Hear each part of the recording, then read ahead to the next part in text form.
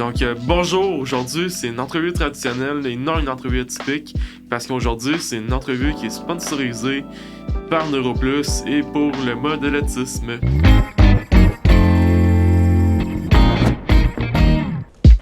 Pierre Bissonnette. Oui. Salut Mathieu, un plaisir de te voir encore. J'ai la chance de te fréquenter souvent, qui est vraiment cool, mais un plaisir d'être ici avec toi ce matin. Merci beaucoup, Pierre. C'est vraiment gentil justement de sponsoriser un épisode et aussi de faire ce que tu fais pour l'autisme. C'est vraiment un honneur aussi. Merci. Et aussi un honneur aussi de collaborer aussi avec toi. Oui, non, ici aussi, c'est toujours le fun. On a beaucoup de discussions, moi puis toi, comme tu sais, sur toutes sortes de sujets. Je pense qu'on se parle à tous les semaines, puis c'est ça, t'as tellement d'idées, t'es créatif, etc., que c'est toujours cool d'avoir des entretiens avec toi. Ça fait que ça me fait un grand plaisir ce matin d'être ici. Même chose, pas une discussion avec toi, c'est toujours un plaisir. Non, cool. Okay. Génial. Ben, je voudrais te poser, premièrement, quelques questions sur ton parcours afin de mieux connaître l'entrepreneur qui a fondé NeuroPlus. Oui, parfait. Ouais, ok, c'est bon. Ça me fait plaisir de te parler un peu de moi. Oui, j'ai fondé NeuroPlus. On va tourner à NeuroPlus un peu plus tard, mais en bref, c'est une entreprise on embauche, on met à l'emploi des personnes autistes, neurodivergentes, puis on s'assure de les maintenir en emploi aussi. Mais oui, pour répondre à ta question, mon background, oui, j'ai grandi en fait à Montréal-Nord, donc c'est une place qu'il y en a qui peuvent connaître, que c'est un quartier relativement rough, d'un milieu très modeste. Mon père était menuisier, ma mère femme à la maison, mais il avait le cœur à la bonne place. Fait qu'il y avait des belles valeurs, puis ils nous ont toujours encouragés, poussés, même s'il n'y avait pas beaucoup d'éducation. Fait qu'on était toujours ouvert vers la culture, vers c'est ça, faire toujours des choses pour les voisins, aider, etc. Puis surtout, ils nous ont toujours motivés à faire du mieux qu'on peut faire. Et donc, entre autres, ils ont décidé de m'envoyer à l'école anglaise, même si eux autres ne parlaient même pas anglais. Ça fait que ça, déjà en soi-même, c'est assez spécial, parce qu'encore, ils voulaient qu'on ait une ouverture vers le monde, puis ils voyaient qu'on était... Bien sûr, on parlait très bien français, mais là, notre anglais n'était pas si bon. On était dans un milieu plutôt anglophone, italien à Montréal-Nord. Fait qu'en fait, je suis allé à l'école en anglais toute ma vie à cause de ça. Puis oui, en termes d'études, j'ai fait mon bac, j'étais ingénieur, j'ai fait une maîtrise, j'ai un MBA, etc. Mais en bref, c'est ça, mon enfance très heureuse. À l'école de la technologie supérieure ou... En fait, je suis allé à l'université McGill parce que j'étais allé en anglais toute ma vie. Donc, McGill, j'ai fait mon ingénieur électrique. Puis j'ai aussi fait mon MBA, ma maîtrise en administration des affaires à McGill aussi, d'ailleurs. Fait que vraiment toute McGill. Toute McGill, c'est ça. En anglais, c'est parfait. En anglais, oui, cégep, secondaire, tout. C'est ça. Mais le français est très important pour moi. Donc, c'est pour ça que c'est clair que j'essaie toujours d'améliorer mon français. Il y a toujours des améliorations que je peux faire. Ouais. Mais ça étant dit, c'est important pour moi de savoir les deux langues. Surtout en Amérique du Nord, c'est important de pouvoir communiquer sur tout le côté boulot. C'est une nécessité dans la plupart des emplois surtout pour quand on travaille avec des multinationales, de parler les deux, c'est ça, exactement. Je crois que tu es aussi un citoyen américain, ce qui est très intéressant compte tenu de toute la politique de nos jours. Peux-tu me dire... Ouais, là, on s'en vient sur la question sur le sud, pas mal, là. Oui. Ouais. Non, attends. Peux-tu... Oui, vas-y. Je peux continuer? Okay. Ouais, merci. Peux-tu me dire comment se fait-il que tu sois un citoyen américain? Oui, en fait, quand j'ai fini l'université, à ce moment-là, ça on parle dans les années 90, puis moi, j'étais ingénieur électrique spécialisé en télécommunications.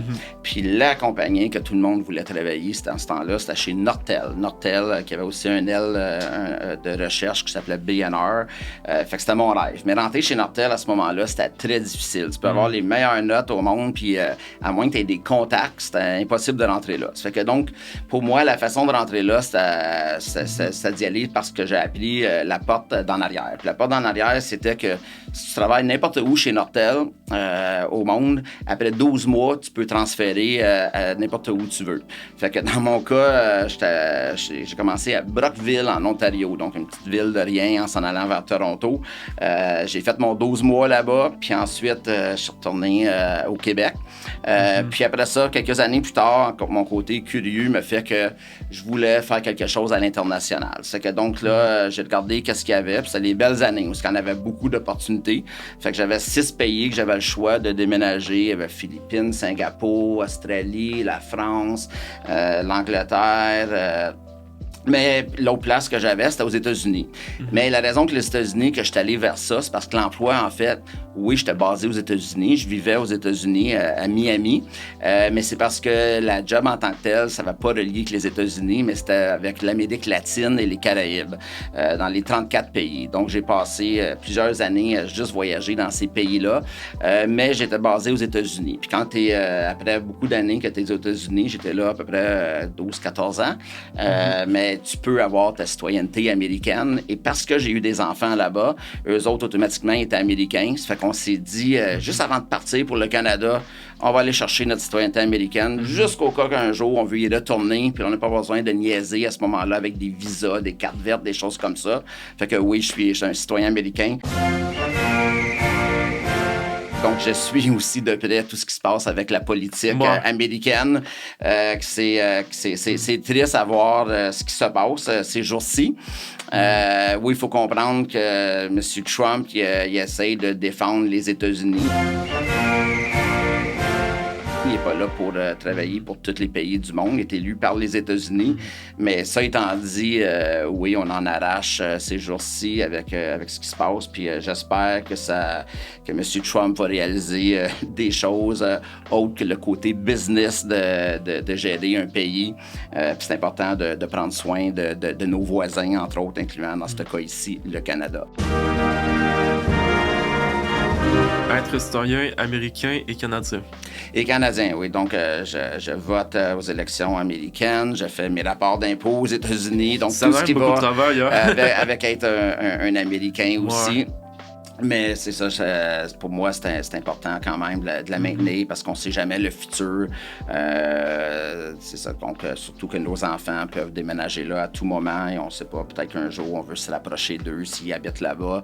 Donc, ça devient facile, qu'on peut dire, en maintenant notre citoyenneté américaine. Revenons à la multinationale que tu disais travailler.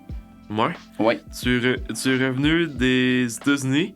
Tu as accepté de diriger une énorme multinationale chinoise. Oui. C'est quoi le nom? Oui, c'est Huawei, mais avant, je vais juste te parler un petit peu de l'Amérique latine, puis ce que je faisais avec Nortel. Pas le côté business, tout ça. Ouais. Mais oui, c'est parce que l'autre fois, tu me posais un peu des questions là-dessus. Tu me demandais quelle sorte d'anecdote, qu'est-ce qui s'est passé, c'est quoi est-ce que je suis en sécurité quand je voyageais là-bas. Puis oui, pour le travail, je voyageais littéralement tous les semaines en Amérique latine, donc l'Amérique du Sud, l'Amérique centrale, les Caraïbes. Puis en général, je me sentais en sécurité, mais ça étant dit, c'était pas facile. J'ai des employés qui se sont fait tuer, comme Camilo Honduras, en faisant un job pour nous en télécom. On a une demoiselle aussi en Haïti qui s'est fait tuer quand elle était au boulot. On a eu beaucoup de kidnapping qu'il a fallu que je gère parce que, oui, je suis devenu le président de Nortel pour l'Amérique latine. C'est que aux États-Unis, quand j'étais là, comme j'ai mentionné, j'ai eu 3 enfants, Sandrine, Antoine et Nicolas. Puis en passant, Antoine, je vais faire une petite parenthèse. Antoine, c'était mon 2e enfant. Il est né autiste, mais il est décédé à un très jeune âge, Antoine. Mais Antoine, c'était un petit gars tellement heureux. On dansait toujours ensemble. Puis c'est ça, il était très jeune âge. Je ne sais pas où il serait rendu aujourd'hui. Mais à cause de ça, j'ai toujours resté proche de la cause de l'autisme. Puis on avait aussi développé un réseau, des amis avec des enfants autistes là-bas. Donc ça m'a toujours porté porté à cœur la cause de l'autisme en cause d'Antoine. Puis je sais qu'Antoine, il est encore là, qui me regarde. Mais oui, donc, vers les années 2010, on a décidé de retourner au Canada. Parce que la famille, c'est important pour nous. Puis en passant les États-Unis, Miami, une des choses qu'on aimait, c'est que c'est beaucoup une culture latino là-bas. Des Cubains, des Portoricains, des Mexicains, etc., qui sont là-bas. Puis eux autres ont une culture assez proche de la nôtre, puis des valeurs de la nôtre, incluant les valeurs de la famille. Donc, nous, quand ma plus vieille, Sandrine, avait environ 12 ans, on s'est dit, OK, c'est le temps là, de retourner au Canada parce qu'on veut s'assurer que nos enfants connaissent la famille, qui passe beaucoup de temps avec la grand-mère, les cousins, les cousines, etc. Fait que vers 2010, on a décidé de s'en retourner au Canada. Puis, à ce moment-là, tu as raison, j'ai travaillé pour une multinationale, Huawei, compagnie chinoise que le monde, ils ont appelé à moins aimer et plus à haïr avec tout ce qu'on a entendu dans les médias de Huawei. Mais oui, Huawei, au début, je me suis joint à eux. Plus parce que j'étais intrigué, parce qu'en Amérique latine, on compétitionnait déjà beaucoup avec eux. Puis c'était très difficile de compétitionner avec eux. Donc, je me suis dit, je vais me joindre à eux, puis je vais apprendre vraiment comment que ça fonctionne chez Huawei, puis pourquoi que ça fonctionne si bien, etc. Je vais faire ça juste pendant une année ou deux, puis après ça, je vais faire d'autres choses. Mais finalement, non, l'expérience était une belle expérience avec eux. On a grandi Huawei de rien au Canada, environ 10 milliards qu'on a fait de revenus dans les 8 années que j'étais là-bas. C'est ça, puis Huawei, c'est vendre des équipements de téléphone qui sont plus connus pour, mais aussi l'équipement qui va dans les réseaux, que ce soit Bell, TELUS, Rogers, etc., Vidéotron, on a vendu à tous les opérateurs au Canada. Mais oui, le côté politique est devenu lourd avec Huawei. Je passais plus de temps à Ottawa que de gérer l'organisation qu'on avait, surtout à cause des États-Unis, les politiques américaines envers les Chinois, etc. Donc, vers 2010-2011, 2018-2019, j'ai quitté, mais en bon terme avec Huawei. Puis c'est là que je me suis dit, OK, je vais passer à d'autres choses. Puis initialement, je suis tombé plus dans un mode semi-retraite, qu'on peut dire. Ouais. Puis c'est là, est-ce que tu as parti NeuroPlus dans ce coin-là? Exactement. Ça fait vers les années, c'est ça, 2019-2020, j'ai eu l'opportunité de rencontrer deux personnes formidables, le docteur Bruno Vicker puis M. Martin Prévost, les deux des experts dans l'autisme, dans la neurodivergence, des façons différentes. Bruno, c'est plus un académique. Il a fait beaucoup de recherches là-dessus. Martin, lui, est plus un gars de terrain. Lui, il formait des accompagnateurs, lui-même en étant un aussi, puis a passé comme 15, 20, 25 ans de sa vie, donc avec des personnes comme ça. Puis avec eux, on a eu beaucoup de discussions sur l'autisme. Puis une des statistiques qui nous dérangeait, c'est que moins que 15% des personnes autistes ils ont un emploi dans leur domaine.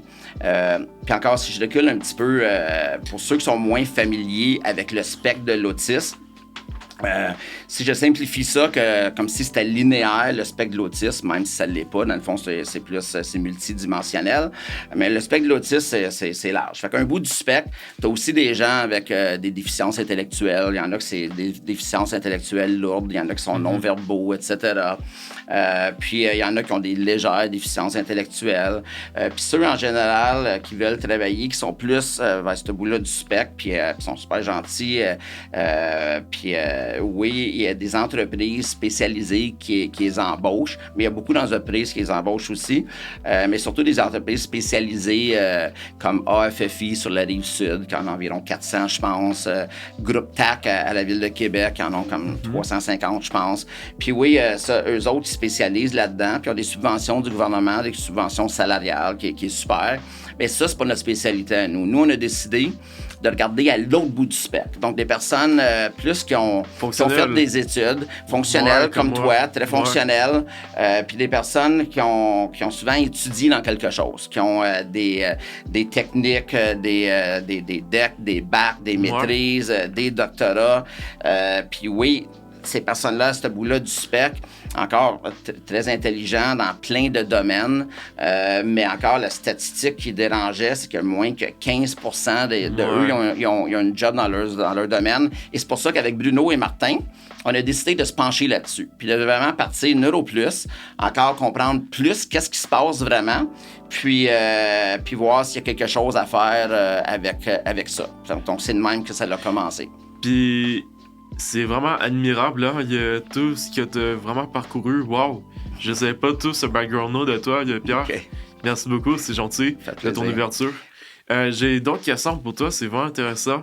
C'est quoi vos accompagnateurs font pour s'assurer du succès de vos clients avec leurs employés autistes? Parfait. Non, bonne question.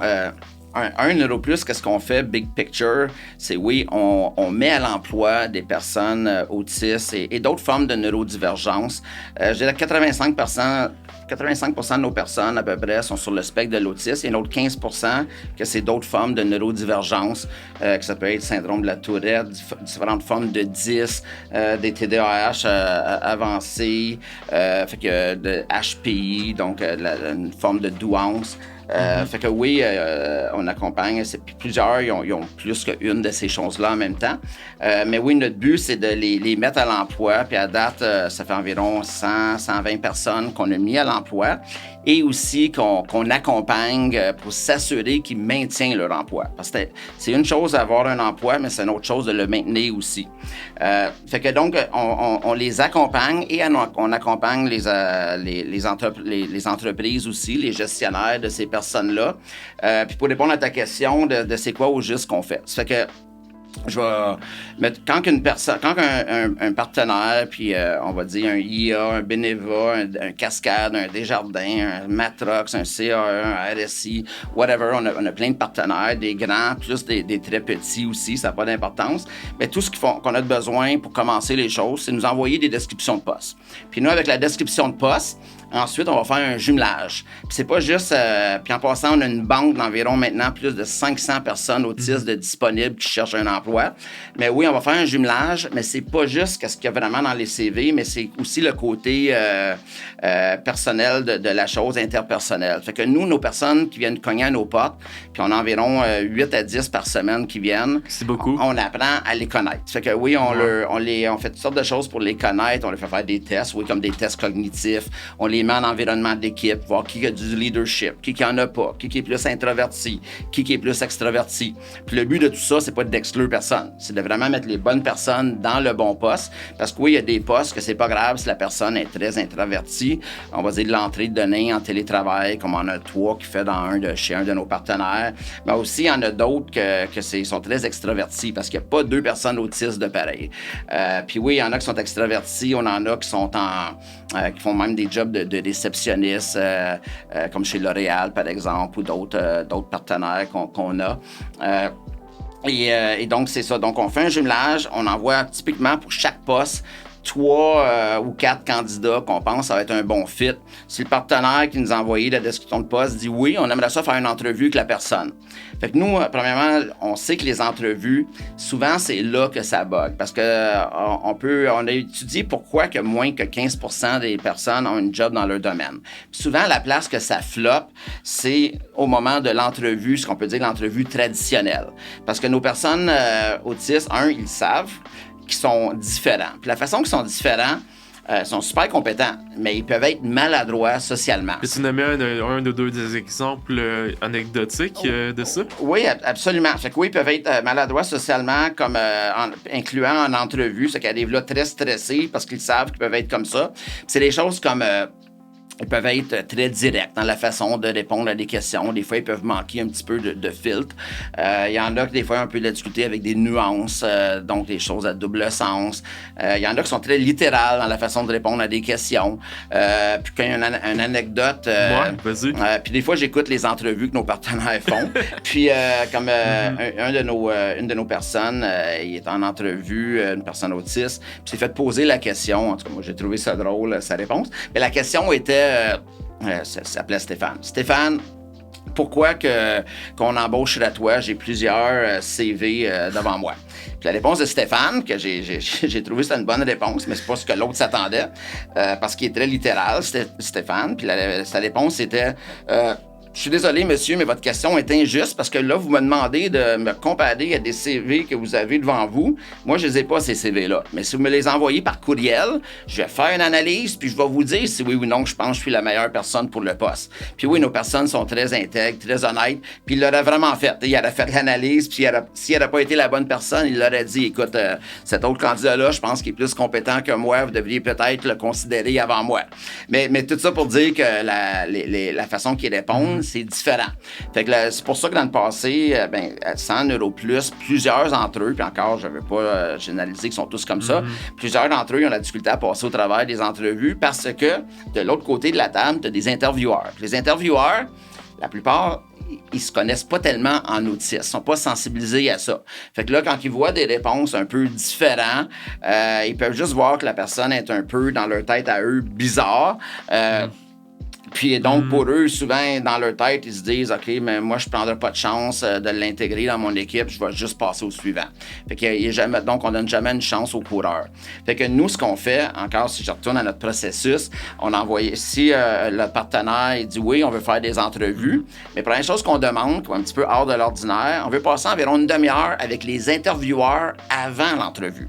Puis qu'est-ce qu'on va faire cette demi-heure-là? C'est pas long, une demi-heure. On va les sensibiliser à l'autisme. On va parler du candidat qu'ils vont rencontrer, qu'ils vont faire les entrevues avec. Une conversation ouverte, transparente. On va aussi suggérer des questions d'entrevue qui sont inclusives, que ça s'applique à tout le monde, mais encore plus à des personnes autistes, neurodivergentes. Puis c'est ça, puis on va aussi répondre à n'importe quelle question qu'ils peuvent avoir sur l'autisme, sur la personne, etc.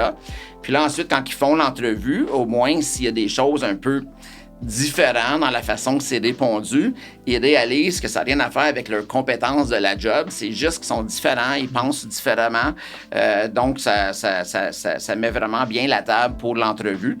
Ils pensent en dehors de la boîte. C'est ça.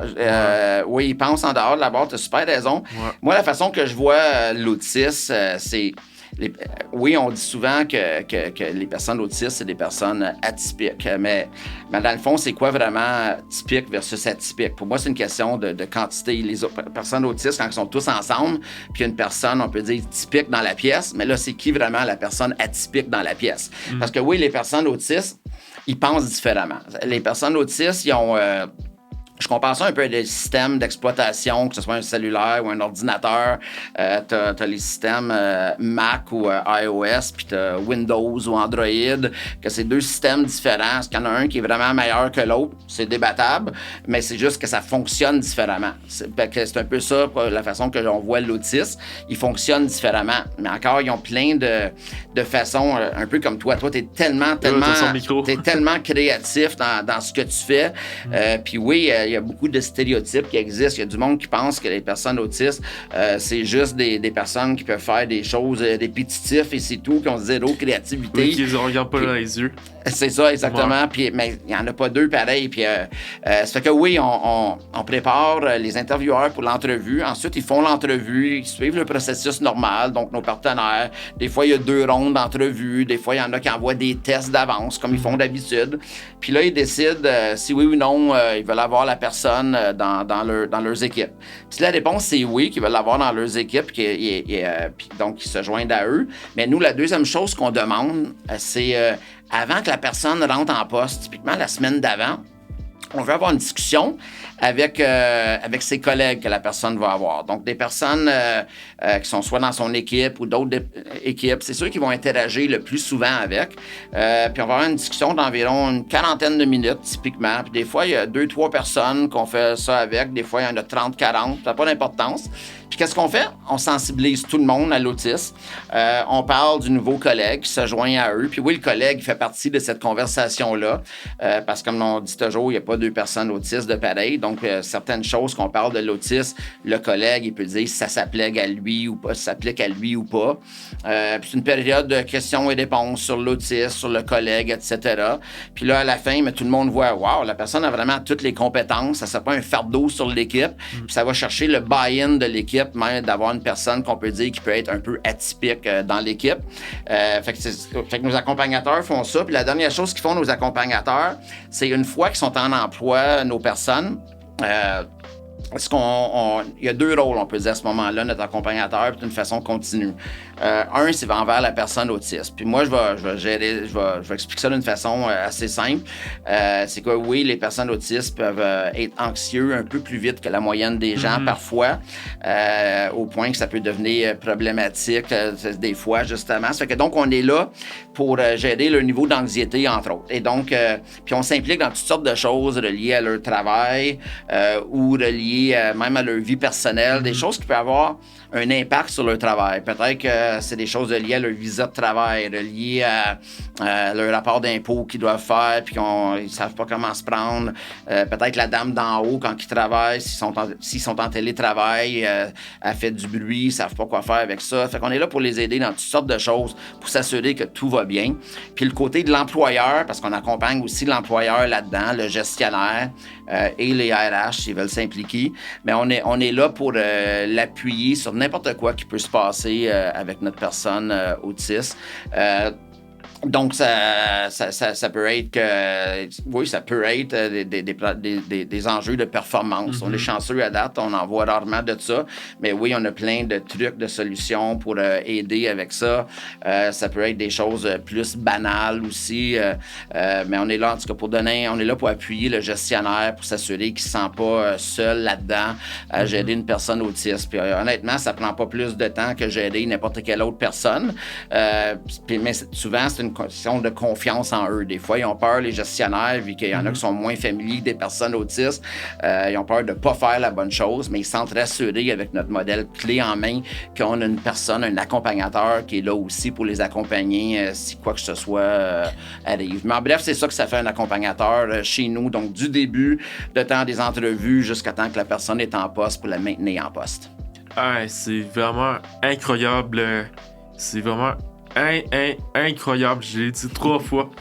Mais je veux dire, j'ai jamais vu quelqu'un qui savait autant de son modèle que toi, Pierre, je te l'avoue aussi. Merci. Ben, est-ce que tu avais d'autres commentaires à ajouter ou ça faisait le tour? Non, les questions que j'ai des fois, c'est nos personnes autistes, c'est quoi le profil typique, où qu'on les trouve, des choses comme ça. Ça fait que oui, c'est beaucoup de bouche en oreille, que ce soit les personnes autistes qui se réfèrent à un à l'autre, venir nous voir à cause des expériences positives qu'ils ont eues. Même certains psychologues, des fois, pour les personnes autistes qui nous connaissent, les réfèrent à nous. Mais nos personnes, leur profil, premièrement, sont dans plein de domaines. Fait que, mais je dirais comme de disponibles des gens, on a maintenant environ 500 disponibles. Je dirais à peu près la moitié sont en informatique. Fait qu'à peu près n'importe quoi en informatique, des programmeurs, de la cybersécurité, du support technique, quoi que ce soit. On a plein de monde en informatique. Deuxième domaine, comptabilité, finance, des commis comptables, donc des commis de bureau. Du monde peut être aussi ce côté administratif. On a des personnes en droit, donc 3 qui font partie du barreau du Québec, pour te donner une idée. On a des personnes dans des traducteurs. On a vraiment des personnes dans plein de domaines. En ingénierie aussi, beaucoup en ingénierie. Ingénieur électrique, ingénieur civil, ingénieur environnemental. On a beaucoup de ça aussi. Fait que, donc, sur nos 500 personnes, on a du monde dans plein de domaines. De tous les âges. Finance aussi, on a des comptables agréés, on a de toutes sortes de choses parce que oui, les personnes autistes décident d'étudier dans plein de domaines. Puis il y en a plusieurs qui sont même été chercher des doctorats. Puis il y en a, c'est parce qu'ils adorent l'école, ils veulent continuer. Puis il y en a d'autres, c'est juste que justement, ils avaient la difficulté à trouver un emploi pour les raisons qu'on mentionnait. Donc, ils se disaient, tant qu'à pas travailler, je continue. Puis à l'école. Fait qu'il y en a, ils ont fait 2 maîtrises, des doctorats, etc. Mais c'est toutes des personnes encore super compétentes. Puis on le sait qu'ils sont compétents, c'est les personnes autistes, parce que nos partenaires, souvent, ils se disent, OK, on peut-tu commencer avec une personne, en faire une période d'essai pendant 3-6 mois, puis ça prend pas de temps que non seulement ils les gardent à long terme, mais ils en veulent plus. Fait qu'ils s'avancent avec 3, 4, 5, 6, 7 personnes de chez nous dans leurs entreprises. Puis c'est toutes sortes d'entreprises, comme je disais, des grandes, des petites, gouvernementales aussi. On a des CIUS, on a des cégeps, on a des jardins aussi, IA, Beneva, Cascade, BMO, plein d'entreprises qui ont suivi notre modèle puis c'est ça, qui en ont bénéficié à la fin. Mais oui, si tu me demandes c'est avec quoi que je veux finir la discussion, mais pour moi... J'ai une question pour toi. Vas-y. Justement pour ça. J'avais juste à flasher un peu. Tu parlais l'autre fois, on avait une discussion l'autre fois, tu m'avais dit qu'il n'y a rien de plus gratifiant que de voir au party de Noël de NeuroPlus tous des employés autistes qui ont trouvé un emploi. Est-ce que tu peux me raconter juste une seule affaire? Oui. Un petit commentaire sur ça? Souvent, la question devient pourquoi vous faites ça? Qui gagne dans tout ça? Puis oui, le gouvernement gagne parce que c'est beaucoup de personnes qui peuvent travailler, qui ne travaillent pas et là, ils deviennent des payeurs de taxes, entre autres. Donc, c'est bon pour la société. C'est bon pour les employeurs parce que oui, les employeurs, avoir des personnes autistes, comme on dit, c'est des personnes très fidèles, très loyales, sont très méticuleux, sont vraiment à leur affaire. Ça devient en peu de temps tes meilleurs employés dans les équipes. Mais oui, ceux qui gagnent vraiment, c'est les personnes autistes eux-mêmes. Puis c'est la raison qu'on a parti cette entreprise sociale-là. Puis oui, pour nous, ce qui est le plus gratifiant, comme tu dis, c'est de les voir évoluer du temps qui nous approche au temps qu'ils ont un emploi.